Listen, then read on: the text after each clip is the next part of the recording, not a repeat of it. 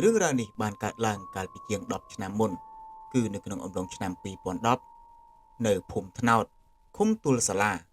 ស្រុកបរសែតខេត្តកំពង់ស្ពឺមានគ្រួសារមួយមានសមាជិក4នាក់រស់នៅយ៉ាងសុខសាន្ត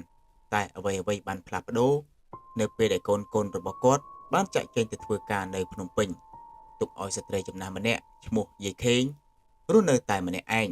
គ្មាននរណាម្នាក់ដឹងថា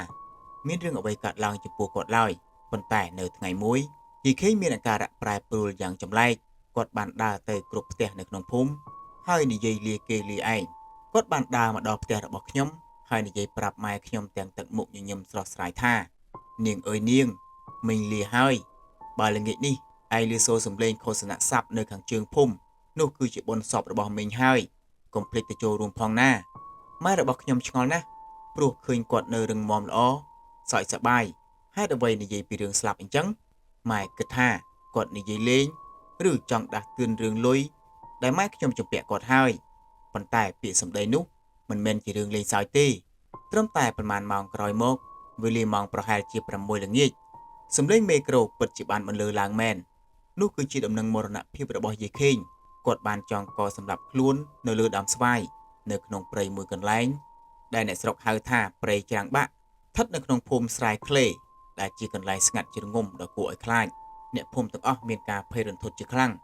ពីបណ្ដាំរបស់គាត់បានខ្លាចទៅជាការពិតប៉ុន្តែអ្វីដែលគួរឲ្យខ្លាចជាងនេះទៅទៀតនោះគឺជាការចាត់ចែងសពចាស់បុរាណតែងហាមថាខ្មោចតៃហោងដែលស្លាប់ដោយចងកមិនត្រូវដោះខ្សែទេគឺគេត្រូវកាត់ខ្សែទម្លាក់ហើយកប់ខ្សែនោះទៅជាមួយតែម្ដង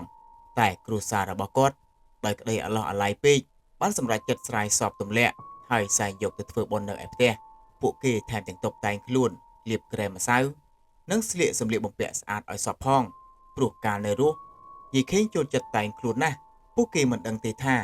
ការនាំសពខ្មោចតៃហោងចូលផ្ទះគឺជាការបើកទ្វារនរកពិធីបុណ្យសពបានបញ្ចប់ទៅប៉ុន្តែវិញ្ញាណមិនបានស្ងប់ទេ3ថ្ងៃក្រោយមកភាពរន្ធត់ក៏បានចាប់ផ្ដើមផ្ទះរបស់យាយឡាងដែលស្ថិតនៅជិតកន្លែងកើតហេតុគឺនៅព្រៃច្រាំងបាក់នោះជាគោលដៅដំបូងបំផុត ព្រៃនោះនៅពេលយប់គឺងងឹតស្លុបនិងពោពេញទៅដោយដើមឈើធំដូចជាដើមស្វាយដើមអំពិលនិងដើមស្លែងជាដើមនៅយប់មួយនោះយាយឡាងបានឮសំឡេងយំគ្រលួចបន្លឺឡើងតាមដងផ្លូវក្បែរផ្ទះរបស់គាត់វាគឺជាសំឡេងរបស់យាយខេងវិញ្ញាណនោះដើរយំស្រែករកកូនស្រែករកម្ដាយនិងស្រែកថារកផ្លូវចូលផ្ទះមិនឃើញយាយឡាងភ័យរហូតបិទទ្វារបង្អួចជិតឈឹងមិនហ៊ានចេញក្រៅខ្មោចនោះកាចសាហាវណាស់ វាបានដើរអុកឡុកពោះទ្វារបង្អួចផ្ទះអ្នកភូមិពេញមួយយប់មិនមែនតែផ្ទះយាយឡាងទេគ្រួសាររបស់ខ្ញុំក៏ជួបដែរបងស្រីទី1របស់ខ្ញុំដែលទើបតែសម្រាលកូនបាន3ថ្ងៃត្រូវបានវិញ្ញាណនោះមកលងបន្លាចដល់លើផ្ទះវាចូលមកសង្កត់បងស្រីខ្ញុំធ្វើឲ្យគាត់ដកដង្ហើមមិនរួចម៉ែរបស់ខ្ញុំត្រូវយកកំបិតមកដាក់ក្រោមខ្នើយដើម្បីការពារសំឡេងឆ្កែលូត្រហឹងពេញភូមិបញ្ជាក់ថាមានភ្ញៀវមកលេងហើយដោយទ្រាំមិនបានព្រឹកឡើង បងស្រីខ្ញុំត្រូវជំលះទៅនៅផ្ទះម្ដាយក្មេករបស់គាត់ភ្លាមផ្ទះរបស់ខ្ញុំនៅសល់តែ3នាក់ម៉ែកូនប៉ុណ្ណោះគឺម៉ែបងប្រុសទី4អាយុ15ឆ្នាំនិងខ្ញុំអាយុ13ឆ្នាំភាពស្ងប់ស្ងាត់នៅក្នុងផ្ទះបានចាប់ផ្ដើមប្រែជាភាពភ័យខ្លាចខ្ញុំមានអារម្មណ៍ថាមាននរណាម្នាក់កំពុងសម្លឹងមើលពួកយើងជាប់ជានិច្ចនៅល្ងាចមួយខណៈដែលខ្ញុំនិងបងប្រុសកំពុងដេកមើលទូរទស្សន៍ម៉ែរបស់ខ្ញុំបានត្រឡប់មកពីទិញអីវ៉ាន់វិញតែនោះ មិនមែនជាម៉ែរបស់ខ្ញុំទេ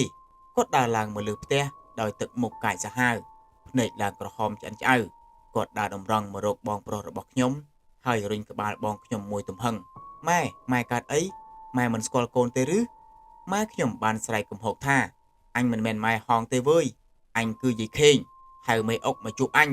មេអុកគឺជាឈ្មោះម៉ែរបស់ខ្ញុំបងប្រុសខ្ញុំដឹងភ្លាមថាម៉ែត្រូវខ្មោចចូលហើយគាត់រត់ទៅហៅលោកតាឲ្យមកជួយ ពេលនោះពូរបស់ខ្ញុំបានទៅនិមន្តគ្រូមុនអាគមនៅឯខាងលិចភូមិប៉ុន្តែពេលដែលទៅដល់យើងបានដឹងរឿងដ៏គួរឲ្យតក់ស្លុតមួយទៀតមុនពេលមកចូលម៉ែខ្ញុំខ្មោចយីខេងបានទៅចូលមីងជាដូនមួយខ្ញុំនៅភូមិខាងលិចរួចហើយពេលចូលមីងខ្ញុំវាបានយកក្រមាទៅចងក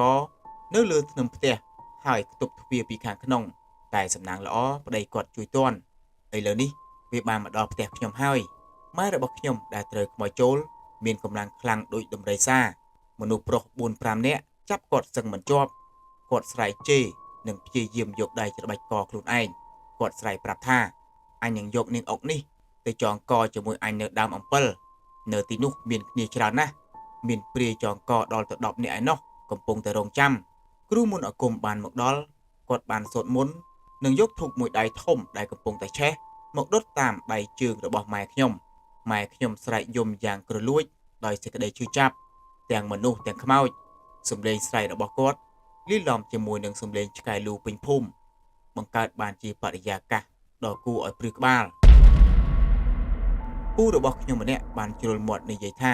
ខ្មោចយាយនេះសាហាវណាស់ងាប់ហើយនៅតាមម្លងគេទៀតគ្រាន់តែលឺប៉ុណ្ណឹងខ្មោចនោះបានងាកមកធាក់ពូខ្ញុំមួយជើងផ្ទាត់ទៅជាប់នឹងជញ្ជាំងចម្ងាយ3ម៉ែត្រទីបំផុតដោយទ្រាំនឹងកម្ដៅធូបមិនបានខ្មោចនោះក៏ព្រមចេញមុននឹងចេញវាបានគំរាមថាអញនឹងមកយកនាងអុកនេះទៅនៅជាមួយអញឲ្យបានភ្លាមនោះយើងបានឮសំឡេងដូចជាវត្ថុធ្ងន់បុកត្រូវនឹងថ្មនៅក្បែររបងតារបស់ខ្ញុំបានយកពិលទៅឆ្លុះគាត់បានឃើញថាស្រមោលស្រីម្នាក់មានមៀតខ្មៅធំខ្ពស់ហោះចេញពីរបងផ្ទះតម្រង់ទៅទិសខាងកើតយប់នោះគ្រូមុនអាគមមិនបានសម្រាកទេខ្មោចយាយខេងបានចេញពីម៉ែខ្ញុំទៅចូលអ្នកភូមិម្នាក់ទៀតនៅឯខាងត្បូងក្នុងមួយយប់នោះវាបានចូលមនុស្សដល់ទៅ3នាក់ឯណោះអ្នកភូមិទាំងមូលនាំគ្នាភ័យខ្លាចព្រឹកឡើងពួកគេបាននាំគ្នាធ្វើទីងមងដាក់នៅខាងមុខផ្ទះរៀងៗខ្លួនដើម្បីការពារចំណែកឯម៉ែរបស់ខ្ញុំវិញគាត់ប្រែប្រួលខ្លាំងណាស់គាត់លះហិតលះហើយគ្មានស្មារតីហើយចេះតែអង្គុយសម្លឹងមើលទៅដើមអំពិលនិងដើមស្វាយខ្ញុំភ័យណាស់ព្រោះនៅផ្ទះគ្មានមនុស្សប្រុសឬក៏ចាស់ទុំដើម្បីការពារខ្ញុំត្រូវទៅពឹងអ៊ំប្រុសម្នាក់ឈ្មោះអ៊ំណូលឲ្យគាត់មកជួយដេកកំដរបាន3យប់